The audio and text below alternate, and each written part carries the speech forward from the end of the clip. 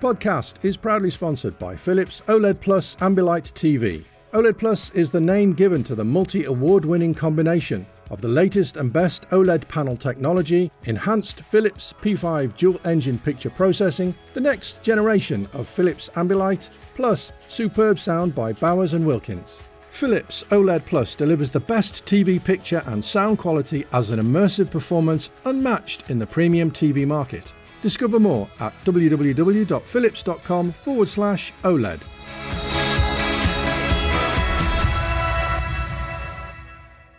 Hello, all you beastly podcast listeners, and welcome to the AV Forums Movies podcast, streaming at your face and ears on Monday, the 14th of November, 2022. That's today. That's right now. I'm Tom Davies, obviously, and tonight I am joined by Simon Crust. Let's go to work. And Mark Costello. Hello, everyone. It's not meant to be work, it's meant to be fun. Oh, yes. Fun. That's the idea anyway. I mean, if you're not having fun, then what are we even doing? All right, I'll see you later then.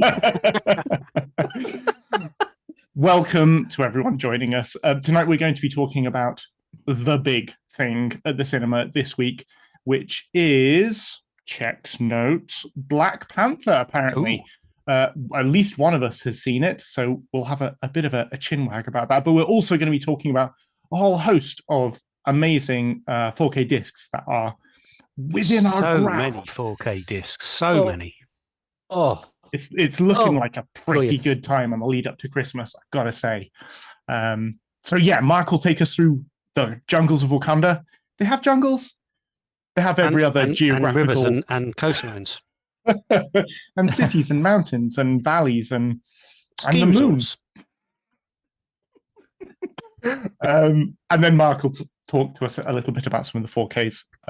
Simon will talk to us about the 4Ks he's been looking at. What about 4Ks? Looking at 4Ks. Lovely 4Ks. Lovely. Many, many 4Ks. So yes, before we do any of that rubbish, let's have a look at some of the things that you can win from the internet website. Mark, tell us about what you can win. Okay, then. You can win a bunch of juicy titles from my latest top 10 Blu-rays for November, which some people tend to disagree with the term top there. However, I do not, and it is my article, so therefore I win. The titles you can win include both Wendy Toy 4K restorations, that is The Techman Mystery and We Joined the Navy, both of which on 1080p Blu-ray from StudioCanal. You can also win The Sleeping Tiger, also from StudioCanal, Bodies, Bodies, Bodies, Boiling Point, limited edition Blu-ray from Second Sight, and Criterion's November titles, which include the fabulous, as Mr. Harlow quoted there, Infernal Affairs trilogy, which is available exclusively to supporters, who also get a show. I think that should be get a shot. I'm Ron Burgundy at Halo Season 1 on 4K, Bullet Train on 4K, The Vivitch on 4K, and a Top Gun Maverick 4K bundle. So much 4K. With Batman and Superman, Battle of the Super Sons, Second Sight Censor, a Blu-ray copy of Top Gun Maverick, and Picard Season 2 on limited edition Steelbook Blu-ray, all available to supporters. Oh my God. As well as a lot more DVD and Blu-ray competitions to boot, as if that was not enough. So if any of those float your boat, head straight over, stop listening immediately and head straight over to avforums.com/competitions to enter. All competitions are open to eligible AV Forums members resident in the UK. Please don't stop listening. Keep listening and do it after. Oh, I bet you can't give away that Picard disc. I bet you can't. Everyone loves that show. It's great. It's still in its cellophane. We've got some previous winners, which I will talk about. You're Jammin' won London Kills Series 3 on DVD. Boxfords won Mr. Malcolm's List on Blu-ray. Cat 123 won Downton Abbey, A New Era, The Next Generation on Blu-ray. Weaves #1 won a copy of The Twin on Blu-ray. Whitley Lad won The Intruder, also on Blu-ray. Jason Bassard won Jeepers Creepers Reborn on Blu-ray. Enjoy that, Jason Bassard. And in terms of our supporters, Romeo November won Lightyear on Blu-ray. That's a pretty good movie, I guess. Nathan won Walking Dead World Beyond on Blu-ray. Dapper Dan 486 won The Guest on Blu-ray. Togusa won I Spit on Your Grave, Deja Vu on Blu-ray. And Sleepy One won Criterion's September titles, which were, Mark? Too late. I have no idea. I can't remember. I've slept since then, Davies. Come on. It's been a month and a bit with no hope.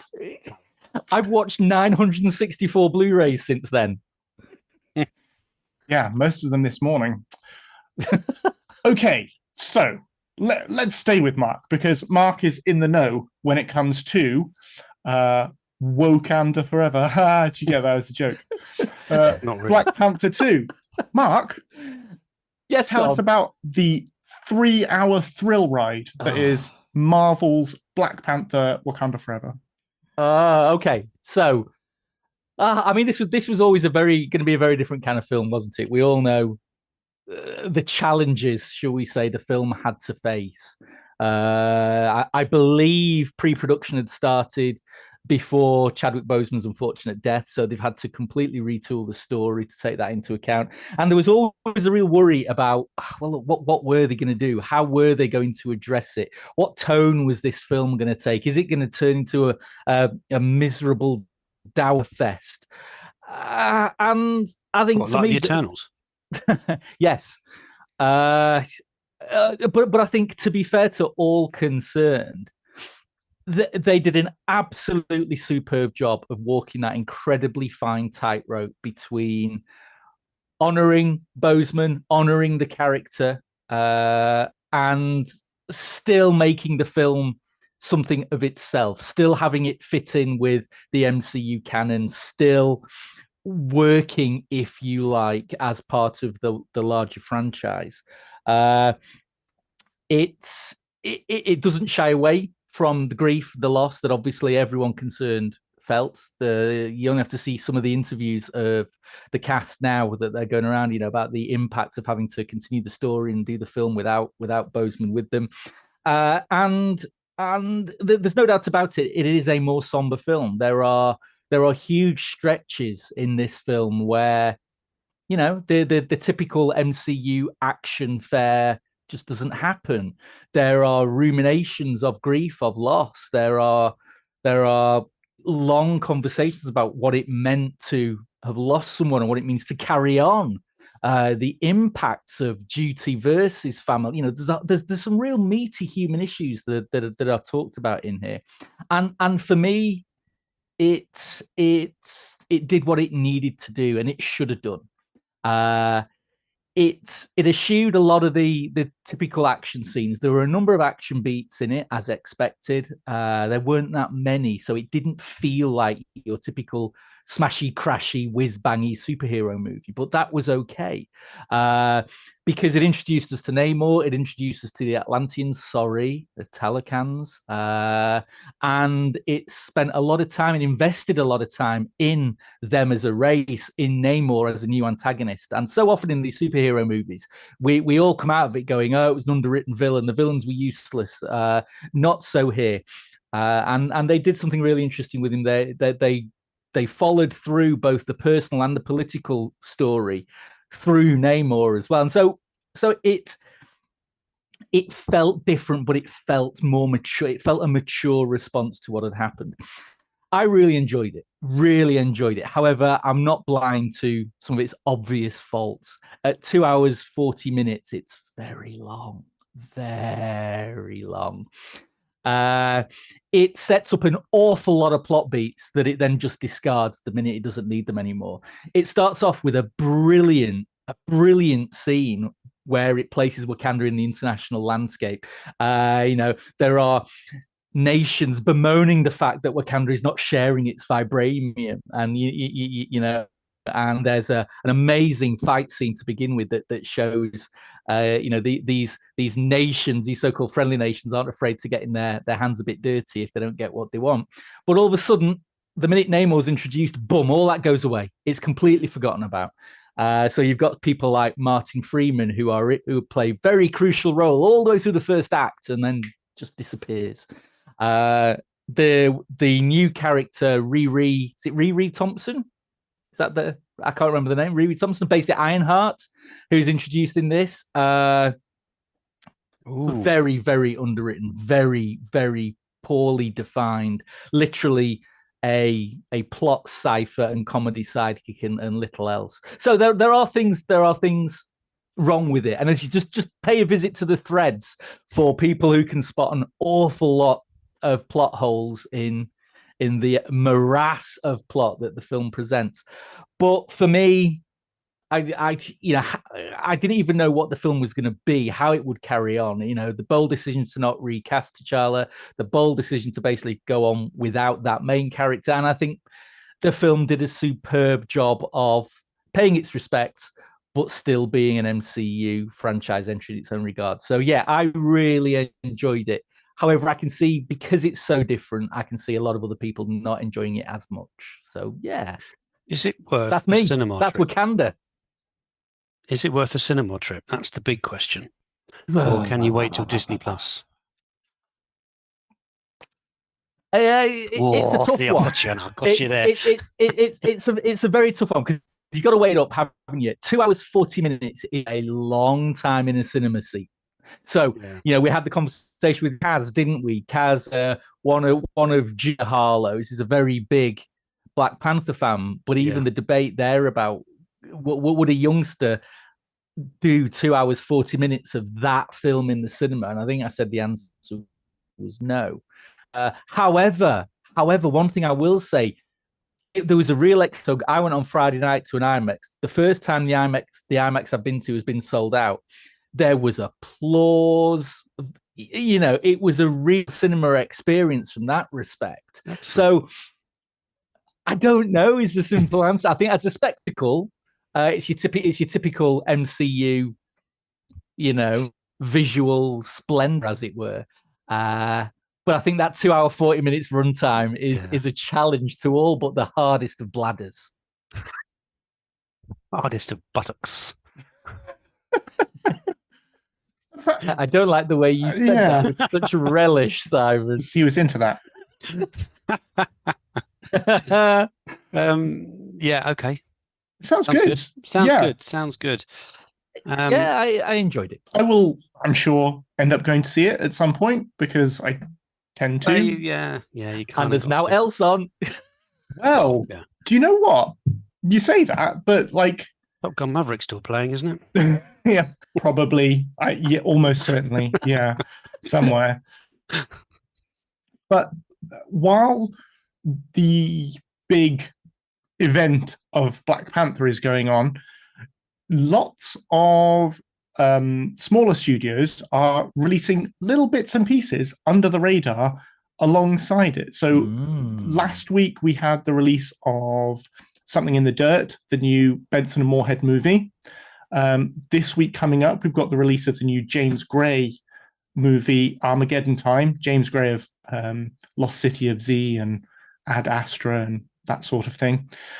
So they're sneaking stuff out under the radar, which seems a bit weird, to be honest, but it's kind of a nice antidote to, if you're not in the mood for a big CGI being thrown at each other nonsense 2.5 hours, then there's stuff to look at. And not seen Armageddon Time yet, but I have seen Something in the Dirt, and it's great.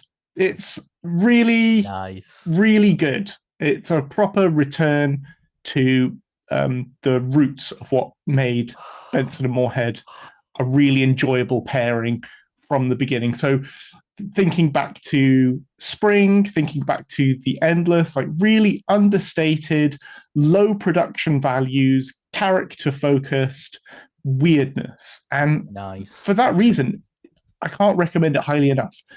There is one or two caveats with it, in that you've got to commit yourself to staying with it for more than half an hour. Now, in the cinema, you kind of go with the flow anyway. Because you're sat down and you've paid your money, you sit there and you wait it out until it's unbearable. You're really selling it here, Tom. Which it isn't. It never becomes unbearable. But I there think is you were like talking half about an your hour. bladder. Bladder and buttocks. But there is half an hour where it seems like it might be a bad movie. Ooh. And then after half an hour, it becomes clear why that is. And suddenly it's just a roller coaster of fun. So is it like One Cut of the Dead?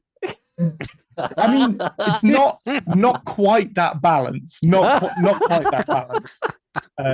Because One Cut of the Dead is very like sincere for its first bit. It's so sincere. Whereas Something in the Dirt is very kind of offbeat and a bit weird and noticeably weird. Like the style of it and the intercutting with stock footage that happens occasionally is enough to make you think like, oh, there's something going on here. This isn't as straightforward as it looks.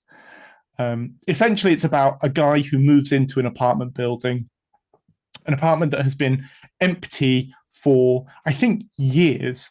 And he meets his neighbor, and together they realize that there's something a bit off in the apartment. And there are weird like patterns of light that come in and refract off this strange crystal. And there's weird written like ciphers around door frames, and gravity and time seem to not work as they should take do. Take all my money. Take my money now. And it's basically the story of these two guys working as amateur documentarians to try and prove that the supernatural exists based on the events that are going on in the apartment. And it dives headfirst down a rabbit hole of like conspiracy theory and supernatural and pseudoscience. And it's absolutely joyous, the sheer bonkers nonsense that they get into. It sounds amazing. So it's great. Given what Benson, so this is a bit of an ultra nerdy conversation here. Is it linked to the other universes of Benson and Moorhead, like the way that the Endless is linked into Resolution and things like that?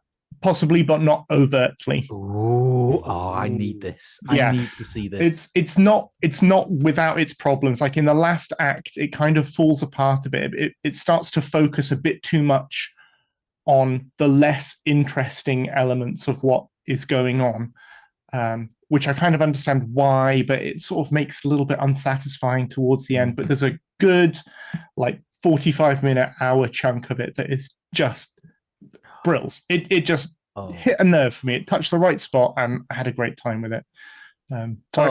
If you don't want to go and see something big and boomy and daft and comic-y, then do go and check that out, because it's worth supporting these guys. They made it on a shoestring over COVID, just the two of them in their literal apartment.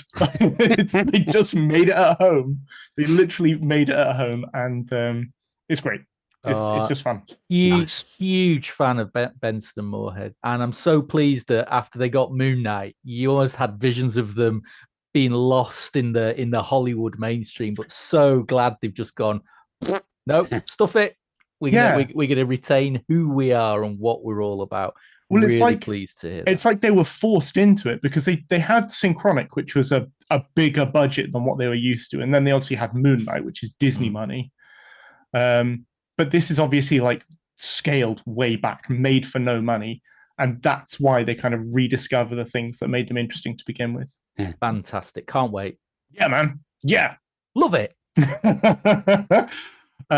So you can go and see either of those things. Armageddon Time might be okay. James Gray movies are, people like them. I don't really like them, but people like them.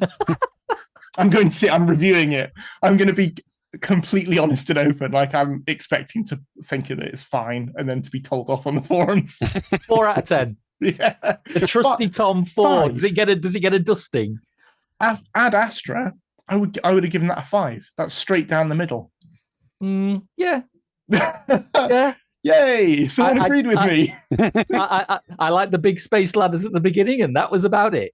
I like the moon pirates. That was good.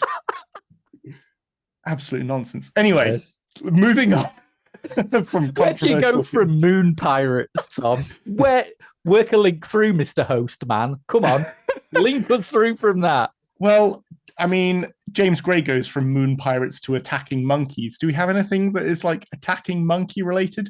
We have wolf related. Wolf of Wall Street. That's close enough, isn't it? No, no. Okay, in which case terrible. we'll circle back to that. Okay, we'll circle back to that. Stick to the running order. Let's stick to the running order. I'll give you a clue. I think this is next, isn't it? If you like, it can be next. Obviously, we have the release of the world's biggest movie ever. It made $1,700 more billion, and it is the Tom Cruise CGI fest, Top Gun Maverick. Oh, you bad lad! Oh, bad lad! Bad. Talk to us a bit about the disc there, Si. On the screen there, this is the standard edition slipcase, as opposed to the, I don't know, half a dozen steelbooks that you can get. Only comes with the 4K disc. You don't get a Blu-ray with it. Apparently, which, considering the price, you do. Apparently, the Steelbook is the version if you want both the 1080p and the 4K. Oh, that explains that for £10, does it? But anyway, so yeah, it's I mean, like an event movie. It's like an event disc, isn't it? I mean, the picture is amazing, quite stunning. Reference all the way through. 2 aspect ratios. The IMAX stuff is just superb, beautiful looking, beautifully detailed, excellent colouring, and then you've got a Dolby Atmos track that is probably second best to what I'm going to be talking about later on. A fantastic Dolby Atmos track, nice and low, nice and high, all around the room. What's not to love? Well, that's a controversial Atmos track, though, I believe, if that their internet is to be believed. Apparently, I don't know if you've seen this side, there's a whole host of videos going around that model the sound coming out of the Atmos array. And apparently, let's just say it is very light in the overheads, according to some. Okay. Now, I don't know. I'm with you. I thought it was an absolute barnstormer of a track. Okay, so go on. Well, no. Okay, so I didn't think there was anything wrong with the Atmos track. I really didn't. It done everything that I would have expected and wanted to get from a Tom Cruise film with an Atmos track. Okay, now there is a better Atmos track that I will talk about on a second disc in a minute, which is full of probably too much overhead action. In which case, you put this one against that one, then yes, I would agree. But on its own, I wouldn't say that. I wouldn't say that at all. No, I agree. There are more things that go into making a reference track than the amount of overhead noise. Yeah, absolutely. Yeah. But I mean, when you're in the cockpit, you're in the cockpit. But you know, when you're talking sexy time again, there, Simon. And it's. Listen, we're not going to get back to buttocks, okay? We're moving on. Moving forward. We're going to get accused of being juvenile again, gentlemen. I've been accused of worse, Tom. So, do you want me to go on to a second better Atmos track than this one?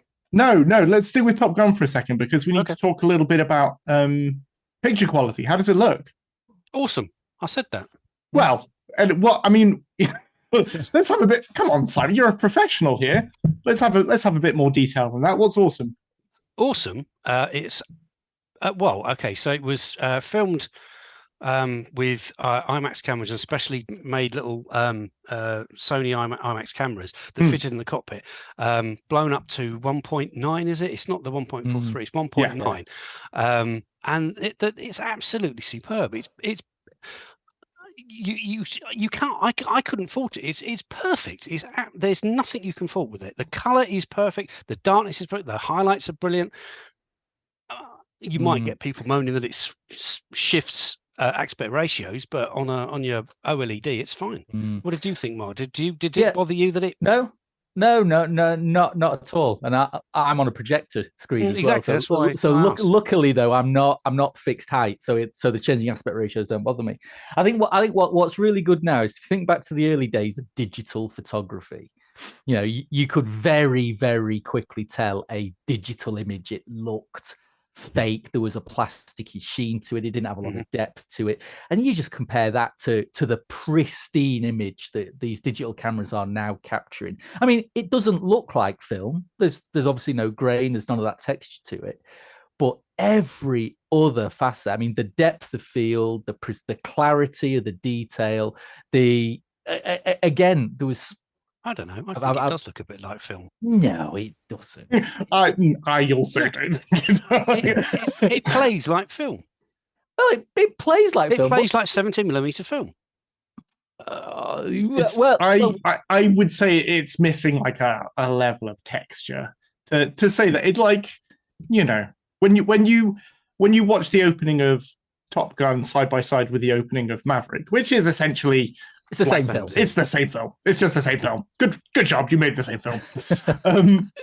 That I don't know. It seems at once more authentic and more cheesy in the original, and maybe, I don't know, a bit less personal in this is just no. So sorry. Maybe I should correct myself. So again, for me, saying something doesn't look like film and looks digital, that's not a negative. Not a negative at all in this instance, because it doesn't. It was never designed to have any form of fake grain. It was never designed to try and replicate the look of Tony Scott's original.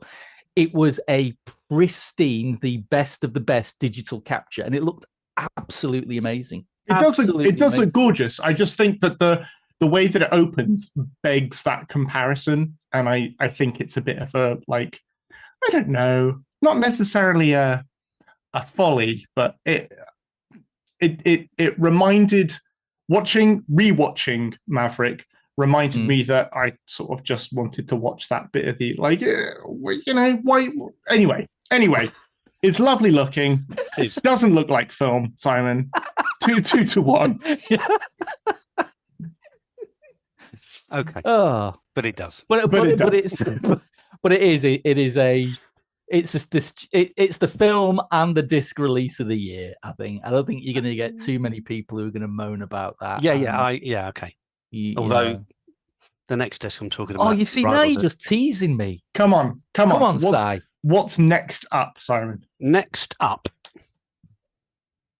is so this was sent to me from a PR company, and it was a finished disc, which is almost unheard of, as we know. But not only is it a finished disc, it is actually the Steelbook version of the disc. What? It was reviewed a week ago, and it has been on early access for a week, but it was only released live on the forums today. So if you were a full patron, you would have seen it a week ago, but you've now got to see it today. And this is the disc here. It's Nope. Ooh. Let's peel off the sticky bit, and I'll show you the front and the back of the Steelbook. Here's the front. Wow, it's very Spinal Tap. It's non-more black. And there's the back. Oh, I think so if you've seen the film, you'll know exactly what these images are. Yeah. And inside, we actually do get the Blu-ray. We get the Blu-ray and the that's and the 4K disc as well. So I mean that's I really like this disc. I think it's a beautiful looking. You know, it's understated, rather than the standard disc, which is what the three faces looking up, which is on the. You know, I've used that as the leader image, which is the standard.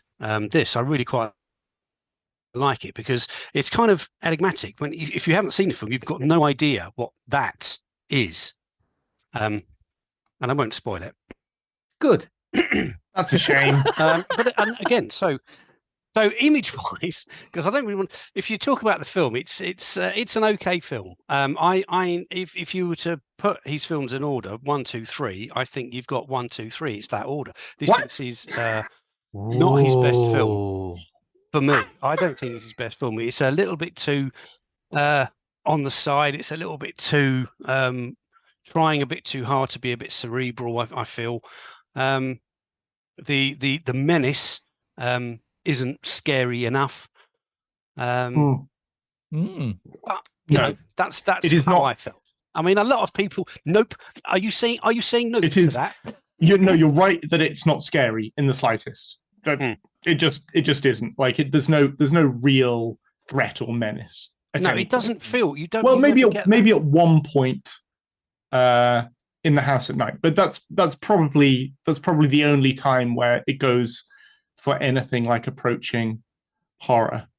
Yeah, but for a horror film, I mean, you look at even. I mean, Jaws is it scary, a horror film? right? Jaws is scary. it a horror movie? That's sort of the point I'm trying to make. Is that after watching it, I thought that maybe it wasn't a horror movie like at all. Like it's got stuff going on that it's not scary, and also mostly not trying to be scary, as far as I can tell. Yeah, it's all about the eyes and whatever. Yeah, don't look it in the eyes, and you'll be safe or whatever. But anyway, so talking about eyes, let's talk about the picture, shall we? Oh, nice. Once again, this Segue. is IMAX stuff, all filmed on digital, and it looks as good as Top Gun Maverick. Blimey, Charlie. I would say it looks as good. It is a beautiful image. Beautiful. Day for night stuff, bit crap. Rest of it, daytime, beautiful. The vistas, the sand, the skin texture, the colours, the wavy things in the desert. Fabulous. Really, really good. Does it have shifting aspect ratios, Simon, then? Again, swapping aspect ratios. It goes up. That's it. It's on the disc. On the disc. Neat. Yes. You said that day for night stuff was crap. Yeah, I know. What? Well, I didn't like it. I loved it. It's beautiful. It's very cleverly done. They built a new rig for it, didn't they? Yeah, it was very, very cleverly done, but didn't look like film, Tom. I mean, there's a reason. It looked like night. It was the big problem. Yeah, but it had depth and color, and it wasn't just like a big mulchy black shadow like so much. Well, to be fair, night round here is a big mulchy black shadow. So to be if fair, I don't come and stand outside your house, well, not often. not as often anymore. But Simon, tell us about this barnstorming Atmos track. So the Atmos track is unbelievably good. If you want overhead action. If you want your overhead channels working to the max, this Nope disc is the one to get, because if you know the film, the antagonist comes from above, and so does the sound. It's immense, absolutely immense. The standout scene for me is when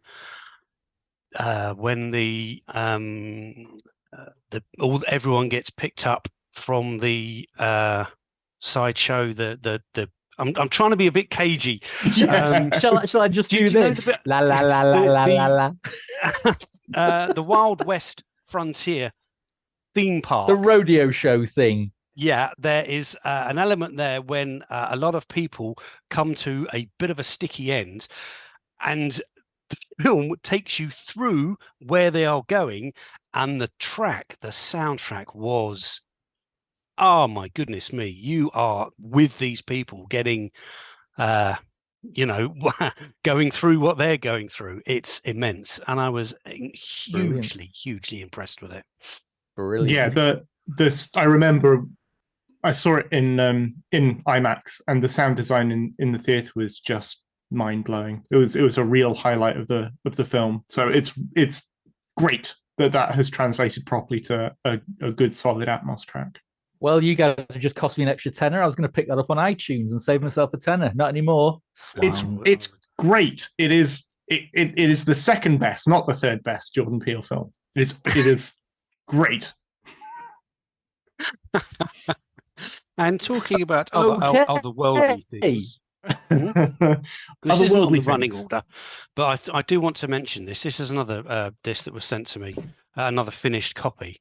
This is one's live on site. The original War of the Worlds 1953 version, bundled with a Blu-ray, not another 4K disc, When the World Collide. And I have to show you, this is absolutely awesome. So this is a hard copy, and it opens up to get the two discs in this packet here.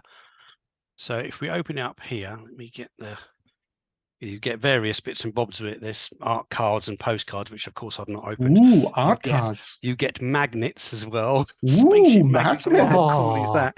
Oh, I love a is magnet. Absolutely awesome. Okay, so here's the 2 discs. And look at this 3D. Oh my God, look at this. I love it. It's a pop-up so book, awesome. Simon. A pop-up. Look at that. Apologies to anyone listening. That's quite frankly the coolest thing I've seen today. Look at that. I mean, that is so cool, isn't it? That is pretty cool. That is super, super cool. Although, hold on to your horses. I holding. might just have something cooler. No. What's even cooler? I too have a box that requires being an unboxer. I don't even know whatever the terminology is. But lo and behold, I too have goodies. Ooh. Which I have been asked to open on. It's not on air, is it? I don't even know what this thing is. Well, I guess it is. Yeah, we can say it's on air. Very. So this is, now we're a bit late with this, unfortunately. We talked about this release on the last poddy, but the Raw Deal Steelbook, and the light just doesn't help it. It's a true, let's go over there, is a true thing of beauty. Now look at that. Oh, it's lovely. It's far better than the film itself, quite frankly. So we were just asked to show the Steelbook because it is so much better than the standard release. I mean, I've not even look. It's even in its cellophane. I don't even want to take it out the cellophane, But it does look absolutely superb. So Arnie fans, if you haven't got your Raw Deal on yet, get Steeled. Come on. So yes, I'll see your Mr. Pop-Up, Simon, and I'll raise you some Rouge Schwarzenegger. That's right. Very, very nice. Very, very nice. Is that due on site soon? Well, no, we've already reviewed it. The 4K review's already up. It's been up for a while. Nico. Yeah, this was just the. I knew that. I knew that. Of course you knew that. I knew that. Yeah. Do we want to talk quickly about Wolf, seeing as we have mentioned it? We did mention Wolf of Wall Street. Yeah. Very quickly. I've got stuff to do. Yeah. I mean, we're busy men. We've got so much to do and only 20 minutes to do it. I'll talk quickly then. So, The Wolf of Wall Street, the film. It's very divisive, let's say, and I think the only way to get anything out of the film is to think of it as Scorsese's one and only out-and-out comedy. You view it as a comedy, and I personally think it's a work of genius. Odes Jordan Belfort and his infamous shenanigans. I can't help it. Who doesn't love a bad boy? Dwarf throwing. It's. I shouldn't laugh, but I did. Taking Quaaludes and trying to drive his Ferrari. I shouldn't laugh, but I did. Pretty much everything he did in that film, I shouldn't have laughed at, but I did. And I think it's helped because Leonardo DiCaprio sells it in a. It's such a brilliant comedic performance, and for me, it tops What's Eating Gilbert Grape as DiCaprio's best role, best performance. So, the film is, like I say, very divisive. Take it or leave it. Now, the Arrow release, it appears to come from the same transfer as Paramount's 4K release in the States from last year, but it does have a slightly different encode. I think Fidelity in Motion over here did it for Arrow. So when you look at some of the screen caps, there's not a lot of difference between the two images. So I think the first thing to know is if you've got the Paramount disc, you're not going to get a transfer upgrade with the Arrow one. Does prove quite controversial. The term Black Crush gets bandied about a lot with this transfer, both the Paramount one and the Arrow one. And in comparison to the 1080p Blu-ray, the image does darken up, it does thicken up those blacks, and in comparison, you do lose some detail that you had on the 1080p disc on the 4K disc. However, I think it's completely by design. I don't think it is a fault of the transfer at all. I think it's Scorsese going, I want a specific kind of rich, unctuous, chewy texture to the image. I want it highly contrasty. I want those blacks so deep you can fall in them. And I don't care if I lose some of the detail. So I think yes, in comparison, you do lose some detail in the blacks, but personally, the overall benefit of that to the image, it completely tones down the almost orange skin tones that you had on the previous disc. The benefits far outweigh that slightly small negative. So I think it's a really nice picture. It's still got the same 5.1 track on it that it had before. But the big issue here for the Arrow over the Paramount is the extras. It's got a whole new raft of extras, including new commentaries, some very, very good interviews with some of the creatives involved. But for me, the best extra on this disc is a 30-minute romp through Jordan Belfort's little-known B-movie producing career. The featurette is called Welcome to Hollywood, and it is absolutely brilliant because the films are terrible. One of them is called Santa with Muscles. So Hulk Hogan. Yeah, it kind of gives you an idea of the quality we're talking about. But That's a great movie. No, it isn't, Tom. No, it isn't. And no, it doesn't look like film either. So you know, it's the extras are great. Of course, the only problem is now it's in one of Arrow's super duper mega expensive sets with crappy tat and all this kind of stuff. So is it worth it? I think in this instance, I'd probably say hold fire for the standard edition, which will get you all the on-disc extras and the transfer. That's Wolf of Wall Street done in what, 4 minutes? If you save money on the standard edition, then you can afford to go and buy Santa with Muscles as well. Just no. No. I'm waiting. We're plumbing the depths with, we mentioned Raw Deal just before, and obviously we've had Red Sonja come out semi-recently. They're plumbing the depths of back catalogs of muscle-bound screen icons. I'm hoping for Mr. Nanny and Suburban Commando. Commando. When are we getting those? Oh, give Vinegar Syndrome time. They're just getting round to it. Absolutely. They haven't announced their Black Friday deals yet, have they? Watch it here. We shouldn't say that they're definitely going to be releasing some, but they are. No. Definitely. But if you write to them now, kids, and pressure them, maybe they will. Yeah. I mean, it's probably best not to keep giving Terry money, but even so, I don't care. Anyway, thanks for that. I think I probably will be getting it. I haven't actually got it on Blu-ray, so and I love it. Shame. And I love it.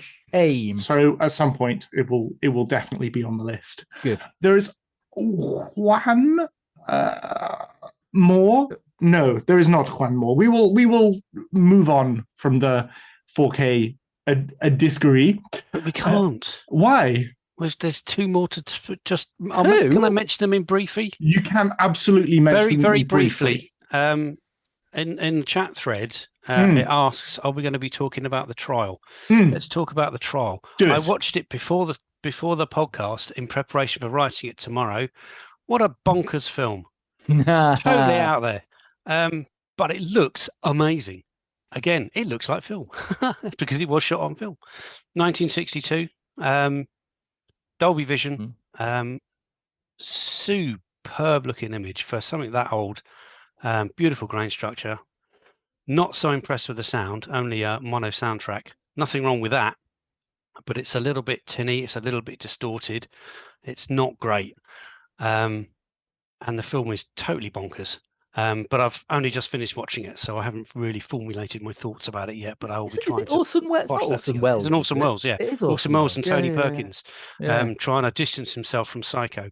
He doesn't really.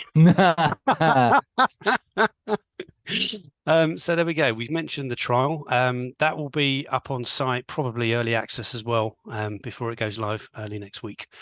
But for something else that is, I think, might even be early access today, maybe tomorrow. It is early access today. Is it early access today? Yeah, it is. You know that what's one coming, I did know. So this came as a screener, so I'll show the original copy, or my copy that I've got here, Reservoir Dogs. So I watched the 4K disc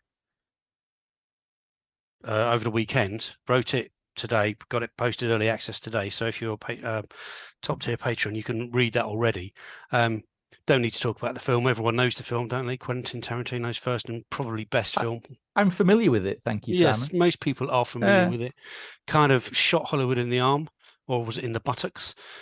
And it was great. It cast his net fast and wide. City on Fire, of course. That's what it's based on. It's a great film. Very, very enjoyable, and it's lost none of its verve, none of its.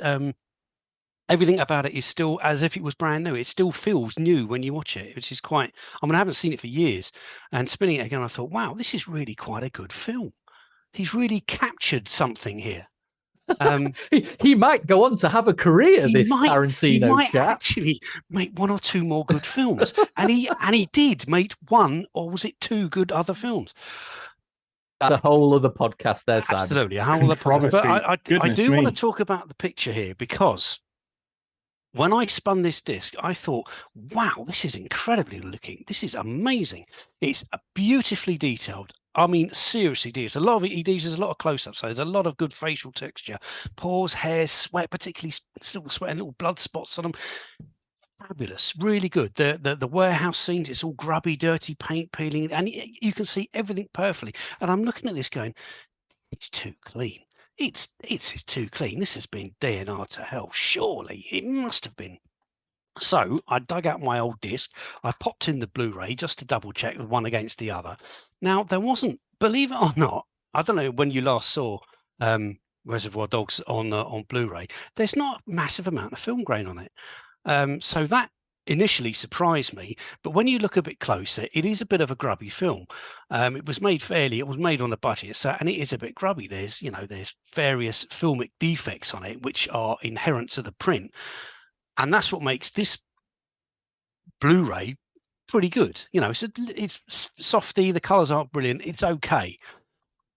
The 4K is unbelievable. So I mean, this is my eyes. Okay, I'm looking at this thinking this thing has gone through the ringer. It's a brand new scan done by Lionsgate. It looks too good. This has had a good notch of DNR on it. I'm absolutely positive it's had a good notch of DNR on it, because it is as clean as a whistle. Now that in itself isn't a bad thing. A good-looking film is a good-looking film, and I think it looks great. It also, I also think they've given it a little bit of tweak of edge as well. I think they've tweaked the sharpness on it. Now there's no edge enhancement anywhere. You can't see haloing. There's nothing like that. But it just looks too clean to me. Too clean for a film that's 30 years old. You know what I mean? Interesting. I get you. It's a grim and gritty and grimy movie, and you kind of want it to look that way. Yeah. But it's not. This is the dichotomy of the thing. It doesn't look terrible. It looks amazing, but it shouldn't look. It looks slightly artificial, and that to me just pushes it a bit too far that way. Whereas it should be a little bit this way. Interesting. So anyway, True HD 5.1 surround track. That's great. I think it was DTS on this one, wasn't it? DTS, I can't remember what it was on this one. DTS ES on this one, so it's an upgrade on that, and it's fabulous. It's nice, good layering, dialogue's fabulous, nice bit of separation. The music sounds fantastic. No extras at all on the 4K. It's all on the Blu-ray, which I haven't seen because they didn't send that. But I think it's going to be a controversial release, this one. I'll be interesting to know what other people think of it once it goes live, whether or not I'm being too finicky, too pickety. Good grief. Is it the new T2? It can't be that bad. No. There's loads and loads of detail here. Loads of detail. There's no waxy. There's nothing like that. Nothing like that at all. Colour me intrigued, Mr. Crust. Neato. It coincides quite nicely with, I don't know if you guys have seen the release of Quentin Tarantino's book on film. I'm going to put this in air quotation marks, film criticism. It's basically 300 or 400 pages of what Quentin Tarantino reckons. And I'm not going to say that I've read it, but I have read some really interesting extracts from it, which include Tarantino's opinion that Sam Peckinpah is not really as good of a filmmaker as Eli Roth. Oh, God, there's a big word for that, isn't there? Say what? There are some hot takes in there. Let me tell you. So I'm looking forward to diving into that a bit more. Okay. Just to have a root around inside Quentin Tarantino's brain, as depraved and That's as it is. interesting, because on the latest episode of Quentin Tarantino's podcast, he has Eli Roth on it, and they talk about how American Jallos. Oh well, like Eli Roth's his BFF. Yeah, well, his apprentice, pretty much, isn't he? He brought him up. So there's a relationship. Yeah, a rose-tinted relationship, Yes. maybe. I don't mind Roth, but yeah. Roth versus Peckinpah. I think that's an interesting one. Anyway, That's right. Anyway, moving on. Hostel is one of the greats. Yeah, it's not. We're sort of running out of time a little bit. No, we're not. We are. We were going to talk about some stuff that's coming out on streaming. I will super briefly give you the lowdown on what's coming to or come to streaming very recently. New season of The White Lotus has started on Sky. Not seen it.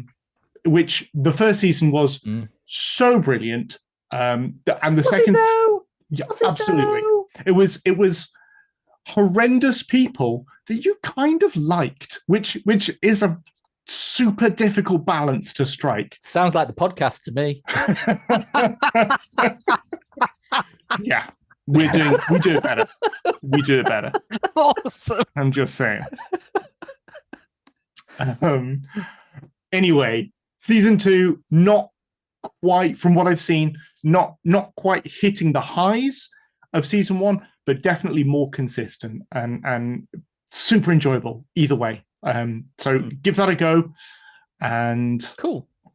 Other things, Kaz reviewed Star Wars Tales of the Jedi on Disney Plus, which was fun. Surprisingly great. It's how many episodes? Is it 9? 6 episodes, only 6 episodes. And they're sort of, they're very short.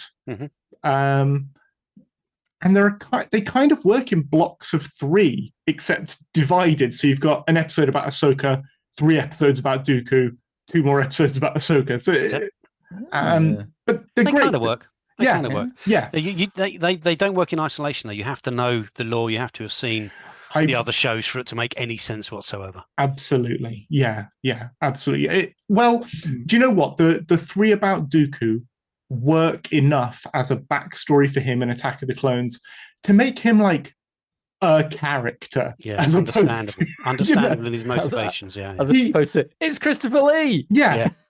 He suddenly, the character is more than it's Christopher Lee, which is quite nice. Yeah. Awesome. So Kaz recommended it. I recommend it. I think Simon does too. It's great. Yeah. It's good fun. Yeah, I haven't seen it. I Mark doesn't watch TV. No, I only watch crap TV. Yeah.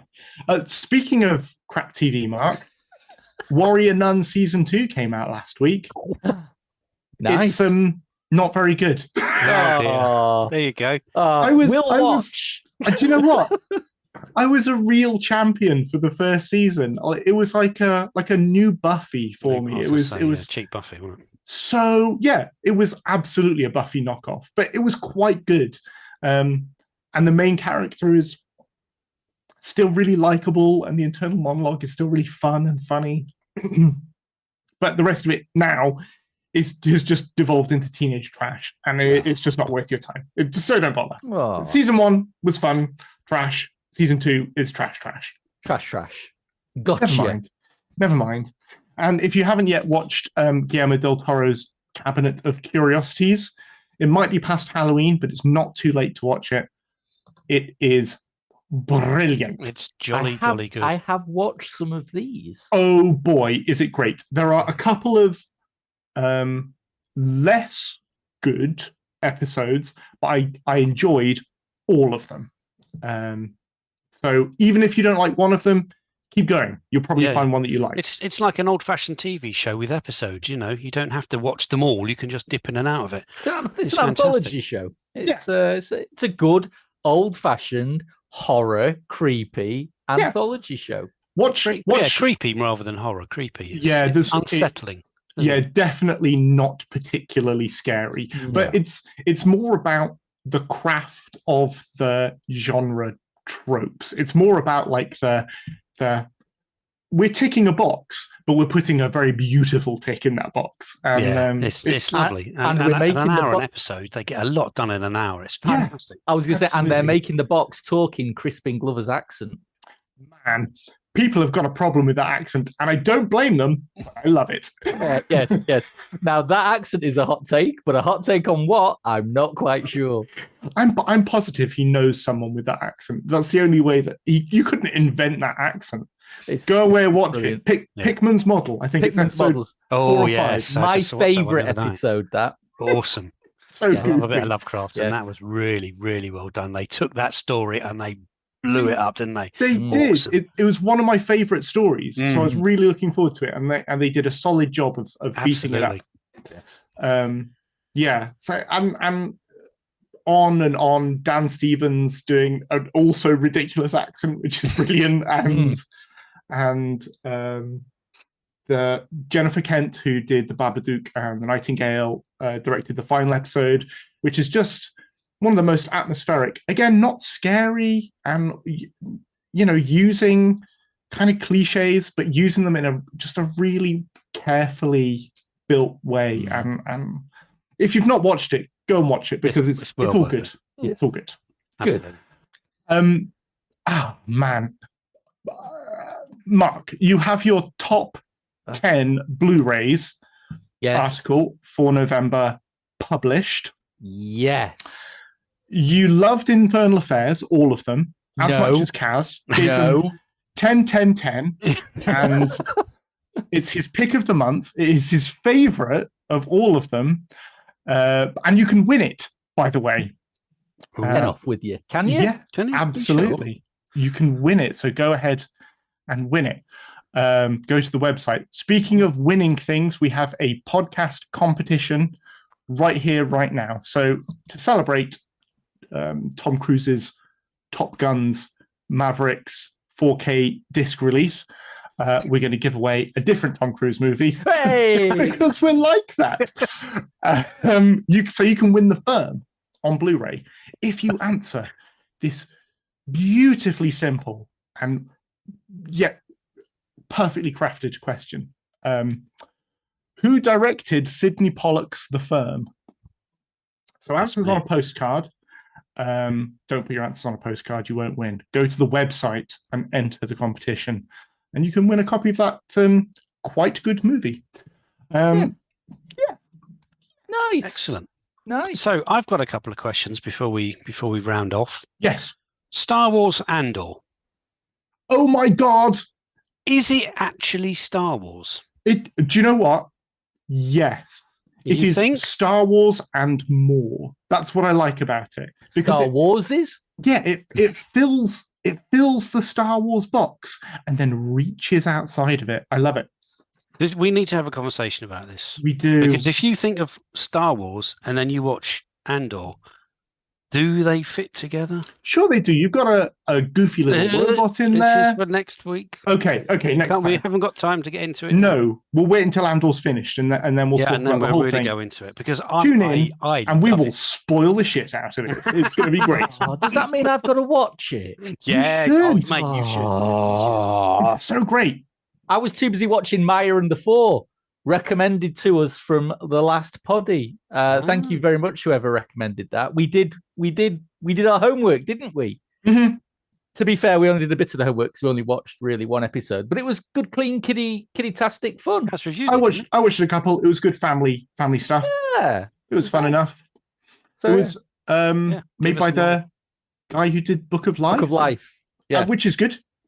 Yes. Thanks for the recommendation. We had a nice time watching it. Yes, thank you. If you've got another recommendation for what we should watch next time, please put it in either the YouTube comments or the podcast. I've got one. Can I give you guys homework? Okay. Is it dumb nonsense? How dare you? No. So the reason I ask this is that there is there was an undiscovered gem released in Korea. I think it was Korea. I'm not sure where it was. Back east, back in 2018, it's called The Witch Part 1 Subversion. And I watched it for the first time a couple of weeks ago, and it was brilliant. It was an absolutely insane blend of Hannah, of X-Men, of Lucy, just a real strange amalgam of psychic kids being used as weapons, but in the most gory and brutal ways imaginable. And it was a real good fun. And only as I was recommending it to Ubermaster Harlow, he said, well, do you know they're releasing the second one this November, this very November? And The Witch Part 2, brilliantly subtitled, well, it's not subtitled, but it's called The Other One, is released on the 28th of November.